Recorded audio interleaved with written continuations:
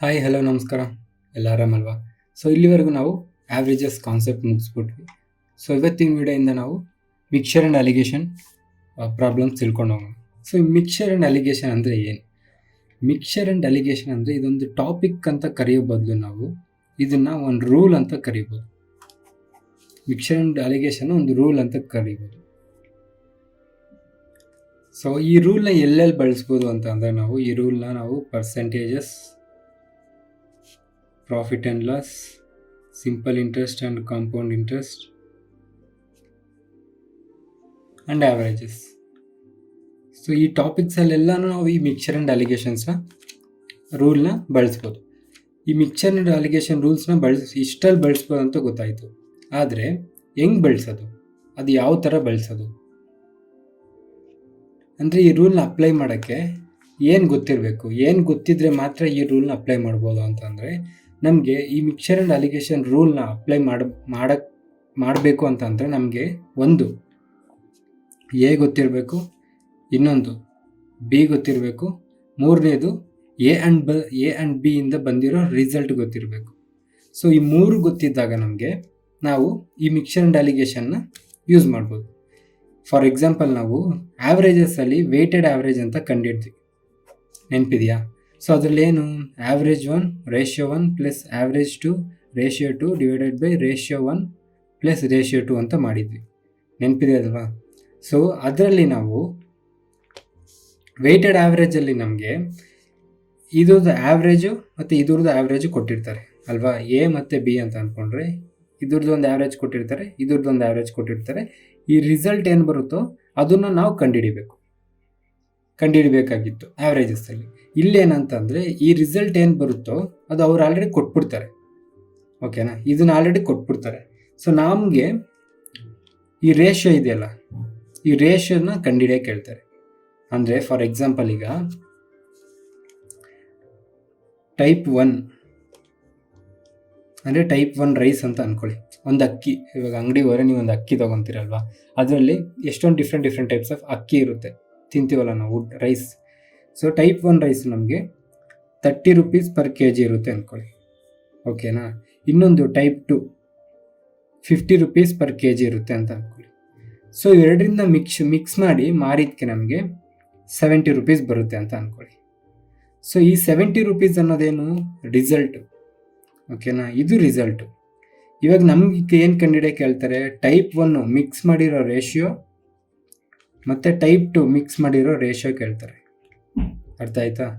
ನಮಗೆ allegation and ಮಿಕ್ಸರಲ್ಲಿ result ಗೊತ್ತಿದ್ದರೆ ಮಾತ್ರ ನಮಗೆ ಈ ಒಂದು ರೂಲ್ನ ಅಪ್ಲೈ ಮಾಡೋಕ್ಕಾಗುತ್ತೆ, ಇಲ್ಲಾಂದರೆ ಅಪ್ಲೈ ಮಾಡೋಕ್ಕಾಗಲ್ಲ. ಅಂದರೆ ನಿಮ್ಗೆ ಹಿಂಗೆ ಹೇಳಿದ್ರೆ ಅರ್ಥ ಆಗದೆ ಇರ್ಬೋದು. ವಿತ್ ಒಂದು ಎಕ್ಸಾಂಪಲ್ ಹೇಳ್ತೀನಿ, ಕ್ಲೀನಾಗೆ ಇನ್ನೂ ಅರ್ಥ ಆಗುತ್ತೆ.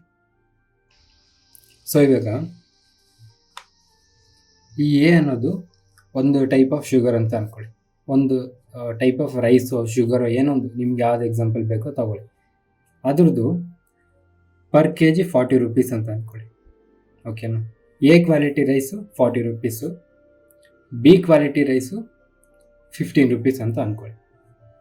ಇವಾಗ ಇವೆರಡನ್ನ ಮಿಕ್ಸ್ ಮಾಡಿ ಮಾರಿದ್ದಕ್ಕೆ ಅವನಿಗೆ 25 ರೂಪಾಯಿ ಪರ್ kg ಬಿದ್ದಿರುತ್ತೆ. ಈಗ ನಮ್ಗೇನು ಕೇಳ್ತಾರೆ ಅಂತ ಅಂದರೆ ಎದು ಮತ್ತು ಬಿದು ರೇಷಿಯೋ ಕೇಳ್ತಾರೆ. ಎದು ಮತ್ತು ಬಿದು ರೇಷಿಯೋ ಕೇಳಿದಾಗ ನಾವೇನು ಮಾಡಬೇಕು ಅಂತ ಇದರಲ್ಲಿ ಇರೋ ಡಿಫ್ರೆನ್ಸ್ನ ತಿಳ್ಕೊಂಬಿಟ್ರೆ ನಮಗೆ ರೇಷಿಯೋಸ್ ಕಂಡುಹಿಡ್ಕೊಬೋದು. ಅಂದರೆ ಕ್ರಾಸ್ ಆಗಿ ನಾವು ಇದು ಮಾಡಬೇಕು, ಅಂದರೆ ಮೈನಸ್ ಸಬ್ಟ್ರ್ಯಾಕ್ಟ್ ಮಾಡಬೇಕು. 40ಇಂದ 25 ಹೋದರೆ ಎಷ್ಟು ಮಿಕ್ಕುತ್ತೆ? 15. 15ಇಂದ 25 ಹೋದರೆ -10. ಅರೆ -10 ಅಂತ ಹಾಕೊಂಬಿಡಿ, 10 ಅಂತಲೇ ಹಾಕೊಳ್ಳಿ. ಇಲ್ಲಿ ಮೈನಸ್ಸು ಪ್ಲಸ್ಸು ಅದಕ್ಕೆಲ್ಲ ಏನೂ ಸಂಬಂಧ ಇಲ್ಲ. ನಿಮ್ಗೆ ಮೈನಸ್ ಬಂದರೆ ಇದು ಜಸ್ಟ್ ನಮಗೆ ಡಿಫ್ರೆನ್ಸ್ ಮಾತ್ರ. ಈ 25ಗೂ 15ಗೂ ಡಿಫ್ರೆನ್ಸ್ ಎಷ್ಟಿದೆ? 10 ಅಷ್ಟೇ, ಓಕೆನಾ? ಅರ್ಥ ಆಗ್ತಿದೆಯಲ್ವಾ? ಇಲ್ಲಿ ನಮಗೆ ಡಿಫ್ರೆನ್ಸ್ ಮಾತ್ರ ಹಾಕೊಬೇಕು, ಇದು ಮೈನಸ್ಸು ಪ್ಲಸ್ಸು ಅವೆಲ್ಲ ಏನು ಬರೋಲ್ಲ. ಇವಾಗ ಇದು ಎರಡರಲ್ಲೂ ರೇಷಿಯೋಸ್ ಕಂಡುಹಿಡಿದ್ರೆ ನಮಗೆ ಎಷ್ಟು ಬರುತ್ತೆ? 2:3 ಬರುತ್ತೆ. ರೇಷಿಯೋಸ್ ಅಂದರೆ ಗೊತ್ತಲ್ವಾ? Least possible number. ಅಂದರೆ ಇವೆರಡನ್ನ ಯಾವುದಿಂದಾದರೂ ಡಿವೈಡ್ ಮಾಡಿದ್ರೆ ಲಾಸ್ಟ್ಗೆ ಎಷ್ಟುವರೆಗೂ ಡಿವೈಡ್ ಮಾಡ್ಬೋದು ಅನ್ನೋ ಒಂದು ಕಾನ್ಸೆಪ್ಟ್ ಅಂತ ರೇಷಿಯೋ ನಿಮ್ಗೆ ಆಲ್ರೆಡಿ ಗೊತ್ತಿರುತ್ತೆ, ಮತ್ತೆ ಡೀಪಾಗಿ ಏನು ಹೇಳೋದು ಡೀಪಾಗಿ ಬೇಕಂದ್ರೆ ಮತ್ತೆ ರೇಷಿಯೋಸ್ ಆ್ಯಂಡ್ ಪ್ರಪೋರ್ಷನ್ಸ್ ಎಲ್ಲ ಅಲ್ಲಿ ಹೇಳ್ತೀನಿ. ಬಟ್ ರೇಷಿಯೋ ಅಂದರೆ ಒಂದು ಐಡಿಯಾ ಇದೆ ತಾನೆ ನಿಮಗೆ? 2:3 ಬರುತ್ತೆ. ಓಕೆನಾ? ಸೊ ಇವಾಗ ಎ ಆ್ಯಂಡ್ ಬಿ ಯಾವ ರೇಷಿಯೋಲ್ಲಿ ಮಿಕ್ಸ್ ಮಾಡ್ತಾ ಇದ್ದೀವಿ ಅಂತಂದರೆ, ಎ ಮತ್ತು ಬಿನ 2:3 ರೇಷಿಯೋದಲ್ಲಿ ಮಿಕ್ಸ್ ಮಾಡ್ತಿರ್ತೀವಿ. ಇದರಿಂದ ಇದು ಸಪ್ರೇಟ್ ಮಾಡೋದಕ್ಕೆ ಇದು ಆನ್ಸರ್ ಬಂತು, ಇದರಿಂದ ಇದು ಸಪ್ರೇಟ್ ಮಾಡೋದಕ್ಕೆ ಇದು ಆನ್ಸರ್ ಬಂತು ಅಂತ ಹೇಳಿ ಬಿದು ಆನ್ಸರ್ 2, ಎದು ಆನ್ಸರ್ 3 ಆಗಿರಲ್ಲ. ಅದು ಕೆಳಗಡೆ ಏನಿರುತ್ತೋ ಅದೇ. ಎ ಕೆಳಗಡೆ ಏನಿದೆಯೋ ಅದು ಎ ಆನ್ಸರ್ ಆಗಿರುತ್ತೆ, ಬಿ ಕೆಳಗಡೆ ಏನಿದೆಯೋ ಅದು ಬಿ ಆನ್ಸರ್ ಆಗಿರುತ್ತೆ. ಅರ್ಥ ಆಗ್ತಿದೆಯಲ್ವಾ? ನಾವು ಸಪ್ರೇಟ್ ಮಾಡೋದೇನೋ ಕ್ರಾಸ್ ಆಗಿ ಸಪ್ರೇಟ್ ಮಾಡ್ತೀವಿ, ಆದರೆ ನಮ್ಗೆ ಆನ್ಸರ್ ಯಾವ್ದ್ರ ಕೆಳಗೆ ಏನಿರುತ್ತೋ ಅದೇ ನಮ್ಮ ಆನ್ಸರ್. ಸೊ ಇಲ್ಲಿ A:B ಯಾವ ರೇಷಿಯೋದಲ್ಲಿ ಇದೆ ಅಂತಂದರೆ 2:3 ರೇಷಿಯೋದಲ್ಲಿ ಇದೆ ಅಂತ ಹೇಳ್ಬೇಕಾಗುತ್ತೆ. ಓಕೆನಾ? ಸೊ ಈ 2:3 ಬರುತ್ತೆ ಆನ್ಸರ್ ಯಾವಾಗ ನಮಗೆ ಬರೀ ರೇಷಿಯೋಸ್ ಕೇಳಿದಾಗ. ಇದರಲ್ಲಿ ಇನ್ನೂ ಸ್ವಲ್ಪ ಎಕ್ಸ್ಟೆನ್ಷನ್ ಕೇಳ್ತಾನೆ. ಯಾವ ಥರ ಕೇಳ್ತಾನೆ ಅಂತಂದರೆ, ಫಾರ್ ಎಕ್ಸಾಂಪಲ್ ಈಗ 36 kg of rice a sold at 40 rupees per kg. 36 kg ರೈಸ್ನ 40 rupeesಗೆ ಪರ್ ಕೆಜಿಗೆ ಮಾರಿದ್ರೆ 15 rupees ಪರ್ kg ರೈಸು ಎಷ್ಟಿದೆ? ಟೋಟಲ್ 25 per kgಗೆ ಮಾರಿದ್ರೆ 15 rupees per kg ರೈಸು ಎಷ್ಟು kg ಇದೆ ಅಂತ ಕೇಳ್ತಾರೆ. ಸೊ ಈ ಥರ ಕೇಳ್ತಾರೆ. ಅಂದರೆ 2:3 ಇದು ರೇಷಿಯೋ ಬಂತು. ರೇಷಿಯೋ ಬಂದಮೇಲೆ ಎದು 36 kg ಇದೆಯಂತೆ, ಬಿದು ಎಷ್ಟು kg ಇದೆ ಅಂತ ಕೇಳ್ತಾರೆ. ಸೊ ನೀವು ಈ ಥರ ಸಮ್ಸ್ ಕೊಟ್ಟಾಗ ಏನು ಮಾಡ್ತೀರಾ ಅಂತಂದರೆ, ಫಸ್ಟ್ ಈ 36 kgನ ಮರ್ತೋಗ್ಬಿಡಿ. ಅದು ಕೊಟ್ಟಿಲ್ಲ ತಲೆ ಕೆಡಿಸ್ಕೊಂಡ್ಬಿಡಿ. ಫಸ್ಟ್ ಇದು 40 rupees per kg, ಇದು ಬಿ 15 rupees per kgನ ಸೇಲ್ ಮಾಡಿದಾಗ 25 rupees per kg ಬಂತು ಅಂತ ಅಂದರೆ ಫಸ್ಟ್ ಅದು ರೇಷಿಯೋ ಕಂಡುಹಿಡಿ. ರೇಷಿಯೋ ಕಂಡುಹಿಡಿದಾದ್ಮೇಲೆ ಮತ್ತೆ ಕ್ವಶನ್ಗೆ ಹೋಗಿ. ಆವಾಗ ಏದು ಕೊಟ್ಟಿರ್ತಾರೆ. ಈ ಎ 2 ಇದೆಯಲ್ಲ ಅದು 36 kg ಅಂತೆ, ಅಂದರೆ 2 parts 36 kg ಅಂತೆ. ಇದು ಎ 2 parts 36 kg ಆದರೆ ಬಿ 3 parts. ರೇಷಿಯೋನ ನಾವು ಪಾರ್ಟ್ಸ್ ಅಂತಲೂ ಕರಿಬೋದು, ಗೊತ್ತು ತಾನೆ? ಸೊ 2 parts 36 ಆದರೆ 3 parts ಎಷ್ಟು? ಸೊ ಇದು ಇಂಟು 18 ಇದೆ, ಇದು ಇಂಟು 18 ಇದೆ. ಎಷ್ಟಾಯಿತು? 54 kg ಆಗುತ್ತೆ. ಅರ್ಥ ಆಗ್ತಿದೆಯಲ್ವಾ? ಸೊ ನಾರ್ಮಲ್ ಆಗಿ ಸಿಂಪಲ್ ಕ್ವಶನ್ ಕೇಳಬೇಕಂದ್ರೆ ಇವೆರಡು ಯಾವ ರೇಷಿಯೋದಲ್ಲಿ ಇದೆ ಅಂತ ಕೇಳ್ತಾರೆ. ಸೊ ಅದು ನಮಗೆ ಸಿಂಪಲ್ ಆಗುತ್ತೆ. ಅದಾದ್ಮೇಲೆ ನಮಗೆ ಸ್ವಲ್ಪ ಕಾಂಪ್ಲಿಕೇಟ್ ಮಾಡಬೇಕು ಅಂತಂದರೆ ಎದು ವ್ಯಾಲ್ಯೂ ಕೊಟ್ಬಿಟ್ಟು ಬಿ ವ್ಯಾಲ್ಯೂ ಕೇಳ್ತಾರೆ. ಸೊ ಅವಾಗ ಒಂದು ಸ್ವಲ್ಪ ಕಾಂಪ್ಲಿಕೇಟ್ ಆಗುತ್ತೆ ಕ್ವಶನ್. ಅರ್ಥ ಆಗ್ತಿದೆ ಅಲ್ವಾ? ಸೊ ಎಕ್ಸಾಮ್ನರ್ ಯಾವ ಥರ ಕ್ವಶನ್ಸ್ ಕೇಳ್ತಾರೆ ಅಂತ ಅಂದರೆ, ಫಸ್ಟು ಅವ್ರು ಯಾವ ಥರ ಕ್ವಶನ್ ಕೇಳಿ ಫಸ್ಟ್ ನೀವು ರೇಷಿಯೋ ಕಂಡು ಹಿಡ್ಕೊಂಬಿಡಿ. ಯಾವಾಗ ಈ ರೂಲ್ ಅಪ್ಲೈ ಆಗುತ್ತೆ ಅಂತ ನಿಮಗೆ ಗೊತ್ತಾದಾಗ, ಆ ಅಪ್ಲೈ ಆಗುತ್ತೆ ಅನ್ನೋದು ನಿಮಗೆ ಫಸ್ಟು ತಿಳ್ಕೊಬೇಕು. ಅಂದರೆ ನೀವು ಕ್ವಶನ್ ನೋಡಿದ ತಕ್ಷಣ ಅವ್ರು ಹೇಳಿರಲ್ಲ ನಿಮಗೆ ಇದು ಮಿಕ್ಸರ್ ಆ್ಯಂಡ್ ಅಲಿಗೇಷನ್ ಕ್ವಶನ್ನು, ನೀನು ಮಿಕ್ಸರ್ ಆ್ಯಂಡ್ ಅಲಿಗೇಷನಲ್ಲಿ ಮಾಡು ಅಂತ. ನಮಗೆ ಗೊತ್ತಾಗ್ಬಿಡ್ಬೇಕು ಅದು ನೋಡಿದ ತಕ್ಷಣ. ಓಕೆನಾ? ಸೊ ಇವಾಗ ಯಾವುದಾದ್ರು ಕ್ವಶನ್ ಕೊಟ್ಟಾಗ ಮಿಕ್ಸರ್ ಆ್ಯಂಡ್ ಅಲಿಗೇಷನಲ್ಲಿ ನೀವು ರೇಷಿಯೋ ಕಂಡುಹಿಡಿತೀರ. ರೇಷಿಯೋ ಕಂಡುಹಿಡ್ದಾದ್ಮೇಲೆ ನಮಗೆ ಯಾವುದೊಂದು ಎಕ್ಸ್ಟೆನ್ಷನ್ ಕೊಡ್ತಾನೆ. ಆ ಎಕ್ಸ್ಟೆನ್ಷನ್ ಯಾವ ಥರ ಕೊಡ್ಬೋದು ಅಂತಂದರೆ, ನಮಗೆ ಇವಾಗ ಎ ಆ್ಯಂಡ್ ಬಿ ರೇಷಿಯೋ ಬಂತಲ್ವ, 2:3 ಬಂತಲ್ವ, ನಮಗೆ ಇದರಲ್ಲಿ ಎ ಕೊಟ್ಬಿಟ್ಟು ಫಸ್ಟ್ ಒಂದು ಎ ಗಿವನ್ ಎ ಕೊಟ್ಬಿಟ್ಟು ಬಿ ಕೇಳ್ಬೋದು. ಓಕೆನಾ? ಎ ಕೊಟ್ಬಿಟ್ಟು ಬಿ ಕೇಳ್ಬೋದು, ಅಥವಾ ಬಿ ಕೊಟ್ಬಿಟ್ಟು ನಮಗೆ ಎ ಕೇಳ್ಬೋದು. ಬಿ ಕೊಟ್ಬಿಟ್ಟು ಎ, ಜಿ ಅಂದರೆ ಗಿವನ್ ಅಂತ ಅಂದ್ಕೊಳ್ಳಿ, ಎಲ್ಲದಕ್ಕೂ ಗಿವನ್ ಅಂತ ಬರೆಯೋಕ್ಕಾಗಲ್ಲ, ಅದಕ್ಕೋಸ್ಕರ ಬಿ ಕೊಟ್ಟರೆ ಗಿವನ್, ಬಿ ಕೊಟ್ಟರೆ ಎ ಕೇಳ್ಬೋದು. ಅಥವಾ ನಮಗೆ ಎ ಕೊಟ್ಬಿಟ್ಟು ನಮಗೆ A+B ಕೇಳ್ಬೋದು, ಅಥವಾ ನಮಗೆ ಬಿ ಕೊಟ್ಬಿಟ್ಟು B+A ಕೇಳ್ಬೋದು, ಅಥವಾ ನಮಗೆ A+B ಕೊಟ್ಬಿಟ್ಟು ಎ ಮತ್ತು ಬಿ ಕೇಳ್ಬೋದು, ಅಥವಾ ನಮಗೆ A-B ಕೊಟ್ಬಿಟ್ಟು ನಮಗೆ ಎ ಕೇಳ್ಬೋದು ಆ್ಯಂಡ್ ಬಿ ಕೇಳ್ಬೋದು ಆ್ಯಂಡ್ A+B ಕೇಳ್ಬೋದು. ಸೊ ಈ ಥರ ಎಲ್ಲ ಬೇರೆ ಬೇರೆ ಆಪ್ಷನ್ಸ್ ಕೇಳೋಕ್ಕೆ ಅವ್ನಿಗೆ ಎಕ್ಸಾಮ್ನರ್ಗೆ ಚಾಯ್ಸಸ್ ಇರುತ್ತೆ. ಅಂದರೆ ಏನಿಲ್ಲ, ಇವಾಗ ನಮಗೆ ಯಾವ್ದಾದ್ರು ಇವಾಗ ಕ್ವಶನಲ್ಲಿ ಏನೇನಿರುತ್ತೆ, ನಮಗೆ ಎ ಇರುತ್ತೆ, ಬಿ ಇರುತ್ತೆ, ಕರೆಕ್ಟ್ ಅಲ್ವಾ? ಸೊ ಎಕ್ಸಾಮಿನರು A+B ಅಥವಾ A-B ಈ ನಾಲ್ಕರಲ್ಲಿ ಯಾವ್ದಾದ್ರು ಒಂದು ಕೊಟ್ಬಿಟ್ಟು, ನಮಗೆ ಆಲ್ರೆಡಿ ರೇಷಿಯೋ ಬಂದಿರುತ್ತೆ, ಕರೆಕ್ಟ್ ಅಲ್ವಾ? ಈ ನಾಲ್ಕರಲ್ಲಿ ಯಾವ್ದಾದ್ರು ನಮಗೆ ಒಂದು ಕೊಟ್ಬಿಟ್ಟು ನೀವು ಮಿಕ್ಕಿದ 3 ಕೇಳ್ಬೋದು. ಇವಾಗ ಎ ಕೊಟ್ಟರೆ ಬಿ ಕೇಳ್ಬೋದು, A+B ಕೇಳ್ಬೋದು, ಅಥವಾ A-B ಕೇಳ್ಬೋದು. ಅದೇ ನಮಗೆ ಬಿ ಕೊಟ್ಟರೆ A+B ಕೇಳ್ಬೋದು, A-B ಕೇಳ್ಬೋದು, ಎ ಕೇಳ್ಬೋದು. ಅದೇ ನಮಗೆ A+B ಕೊಟ್ಬಿಟ್ಟು A-B ಕೇಳ್ಬೋದು, ಬಿ ಕೇಳ್ಬೋದು, ಅಥವಾ ಎ ಕೇಳ್ಬೋದು.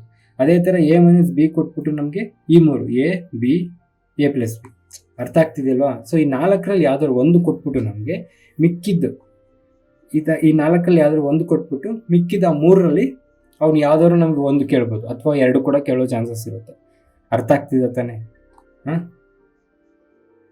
ಇವಾಗ ವಿತ್ ಎಕ್ಸಾಂಪಲ್ ಒಂದು ಹೇಳ್ತೀನಿ, ನಿಮಗೆ ಕ್ಲೀನಾಗಿ ಅರ್ಥ ಆಗುತ್ತೆ. ಒಂದು ಕೇಳ್ಬಿಟ್ಟು ಎಲ್ಲಾನು, ಒಂದು ಕೊಟ್ಬಿಟ್ಟು ಎಲ್ಲಾನು ಹೆಂಗೆ ಕೇಳ್ತಾನೆ ಅಂತ.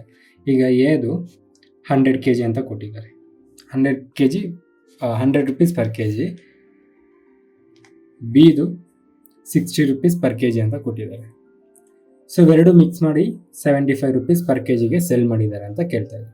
ಸೊ ಫಸ್ಟ್ ಇದನ್ನ ನಾವು ಏನು ಮಾಡೋಣ, ರೇಷಿಯೋ ಕಂಡುಹಿಡಿಯೋಣ. ಸೊ ರೇಷಿಯೋ ಕಂಡುಹಿಡಿಬೇಕಂತಂದರೆ ಇದ್ರ ಡಿಫ್ರೆನ್ಸು ಎಷ್ಟಿದೆ, ಡಿಫ್ರೆನ್ಸು 25, ಇದ್ರ ಡಿಫ್ರೆನ್ಸ್ ಎಷ್ಟಿದೆ 15, ಕರೆಕ್ಟ್ ಅಲ್ವಾ? ಸೊ ರೇಷಿಯೋ ಎಷ್ಟು ಬಂತು ನಮಗೆ, ಎದು ರೇಷಿಯೋ ಮತ್ತು ಬಿ ರೇಷಿಯೋ ಎಷ್ಟು ಬಂತು, ಇದು 5:15 5ಇಂದ ಡಿವೈಡ್ ಮಾಡ್ಬೋದಲ್ವಾ ನಾವು. 5 3s 15, 5 5s 25, 3:5 ಬಂತು, ಕರೆಕ್ಟ್ ಅಲ್ವಾ? ಎ ಇಷ್ಟು ಬಿ ರೇಷಿಯೋ ನಮಗೆ 3:5 ಬಂತು, ಕರೆಕ್ಟ್ ಅಲ್ವಾ? ಅರ್ಥ ಆಗ್ತಿದೆ ಅಲ್ವಾ? ಈಗ ನಮಗೆ ಏದು ಕ್ವಾಂಟಿಟಿ 70 kg ಅಂತ ಕೊಟ್ಟಿದ್ದಾನೆ ಅಂತ ಅನ್ಕೊಳ್ಳಿ. ಏದು 70 kg ಕೊಟ್ಟಿದ್ದಾರೆ. ಇವಾಗ ನಮಗೆ ಏದು 3 parts 70 kg, ಓಕೆನಾ? ಇದು 70 ಬೇಡ 90 ಮಾಡ್ಕೊಳ್ಳಿ, ಕನ್ಫ್ಯೂಸ್ ಆಗುತ್ತೆ ನಿಮಗೆ. ಜಸ್ಟ್ ಸ್ಟಾರ್ಟಿಂಗ್ಗೆ ಒಂದು ಸ್ವಲ್ಪ ನಿಮಗೆ ಮತ್ತೆ ಪಾಯಿಂಟ್ಸಲ್ಲಿ ಬಂದರೆ ಕನ್ಫ್ಯೂಸ್ ಆಗುತ್ತೆ. 3ಇಂದ ಎಕ್ಸಾಕ್ಟಾಗಿ 70 ಡಿವೈಡ್ ಆಗಲ್ಲ, ಅದಕ್ಕೋಸ್ಕರ 90 ಮಾಡ್ಕೊಳ್ಳಿ. ಸೊ 3 parts 90 ಅಂತೆ. ಬಿ ಕೇಳ್ತಾ ಇದ್ದಾರೆ, ಬಿ ಕೇಳಿದ್ರೆ 5 parts ಎಷ್ಟು, 3 × 30 is 90, 5 × 30 is 150 kg ಆಗುತ್ತೆ. ಎ ಪ್ಲಸ್ ಬಿ ಕೇಳಿದ್ರೆ ಎ ಪ್ಲಸ್ ಬಿ ಎಷ್ಟಾಗುತ್ತೆ, 5 + 3 ಎಷ್ಟು 8, 8 × 3 240 kg ಆಗುತ್ತೆ. ಅದೇ ಎ ಮೈನಸ್ ಬಿ ಕೇಳಿದ್ರೆ ಸೊ ಎ ಮೈನಸ್ ಬಿ ಅಂದರೆ ಎಗೂ ಬಿಗೆ ಎಷ್ಟು ಡಿಫ್ರೆನ್ಸ್ ಇದೆ ಇಲ್ಲಿ, 2 parts ಅಂತ ಅಂದರೆ ನಮಗೆ 30 to 60 kg ಆಗುತ್ತೆ. ಅರ್ಥ ಆಗ್ತಿದೆಯಲ್ವಾ? ಸೊ ಇದರಲ್ಲಿ ಯಾವ್ದಾದ್ರು ಒಂದು ಕೊಟ್ಬಿಟ್ಟು ನಮಗೆ ಮಿಕ್ಕಿದ 3ರಲ್ಲಿ ಯಾವ್ದಾದ್ರು ಕೇಳ್ಬೋದು.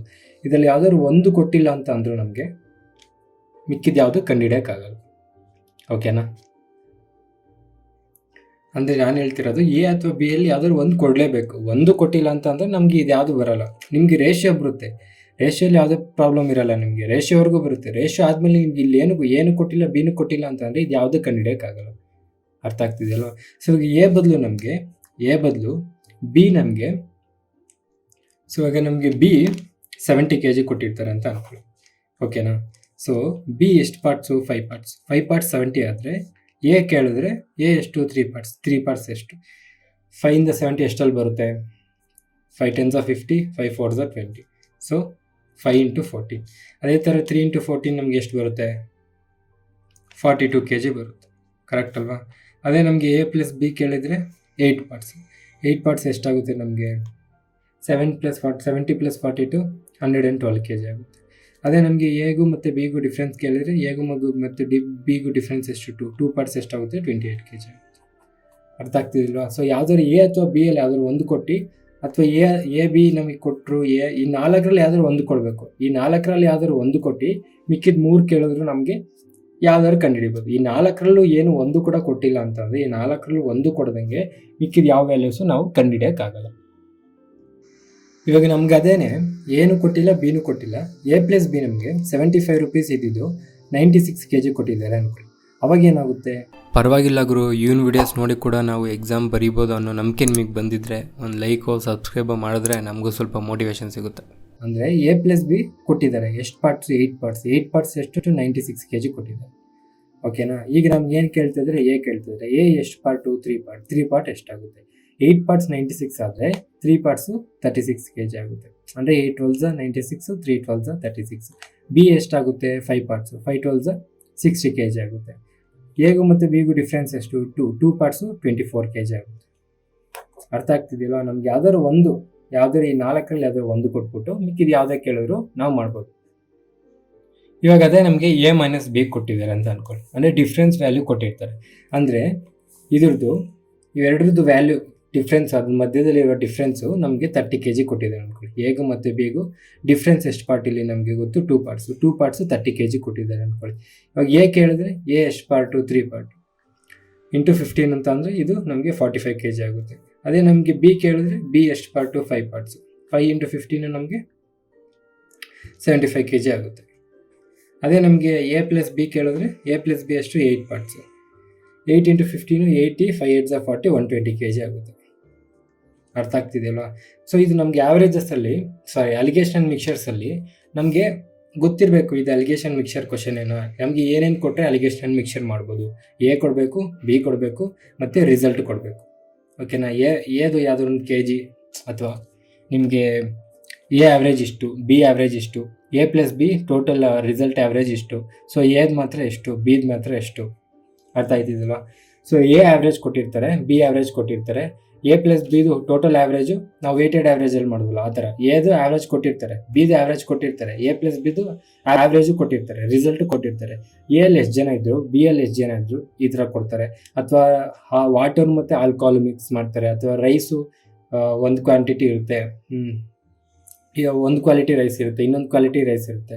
ಸೊ ಈ ಥರ ಕ್ವಶನ್ಸ್ ನೀವು ಕ್ವಶನ್ ನೋಡಿದ ತಕ್ಷಣ ಅದು ಅಲಿಗೇಷನ್ ಮಿಕ್ಸರ ಅನ್ನೋದು ನಿಮಗೆ ಫಸ್ಟು ತಿಳ್ಕೊಂಬಿಟ್ರೆ, ನಿಮ್ಗೆ ಅದು ಅಲಿಗೇಷನ್ ಮಿಕ್ಸರ ಅಂತ ಗೊತ್ತಾಗ್ಬಿಟ್ರೆ ಆ ಕ್ವಶನ್ಗೆ ಈ ಒಂದು ರೂಲ್ನ ಅಪ್ಲೈ ಮಾಡೋಕ್ಕೆ ಗೊತ್ತಾಗ್ಬಿಟ್ರೆ ನಿಮಗೆ ಅಲಿಗೇಷನ್ ಮಿಕ್ಸರ್ ಈಸಿ ಆಗೋಗುತ್ತೆ. ಸೊ ಅಲಿಗೇಷನ್ ಮಿಕ್ಸರ್ಸಲ್ಲಿ ಎಲ್ಲದರಲ್ಲೂ ಇದೇ ಥರ ಕ್ವಶನ್ಸ್ ಕೂಡ ಬರಲ್ಲ.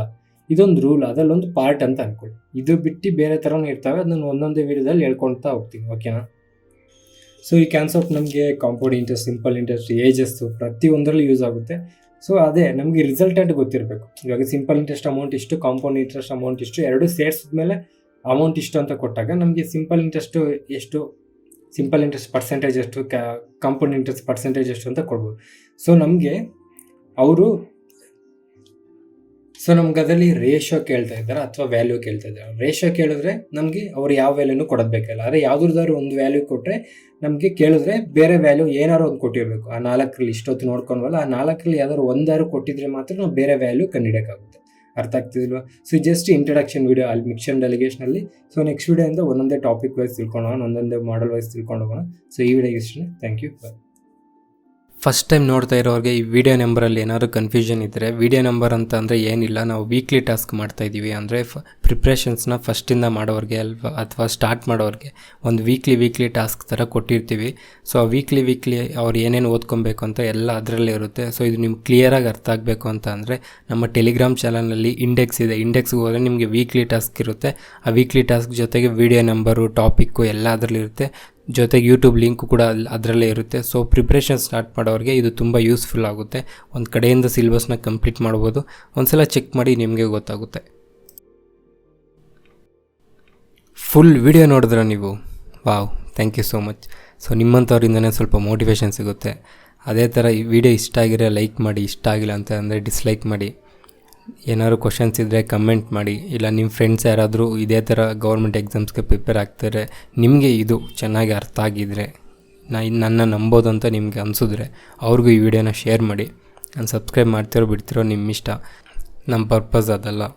ಯಾರಾದರೂ ಒಬ್ಬರು ಈ ವಿಡಿಯೋಸ್ ನೋಡಿ ಗೌರ್ಮೆಂಟ್ ಎಕ್ಸಾಮ್ ಪಾಸ್ ಆದರೂ ನಮಗೆ ಅದೇ ದೊಡ್ಡ achievement. So thank you so much. ಈ ವಿಡಿಯೋಗೆ ಇಷ್ಟೇ. ಮತ್ತೆ ಮುಂದಿನ ವೀಡಿಯೋಲಿ ಸಿಗೋಣ. ಅಲ್ಲಿವರೆಗೂ ಮಜಾ ಮಾಡಿ. ನನ್ನ ಹೆಸರು ತೇಜ. ಬಾಯ್.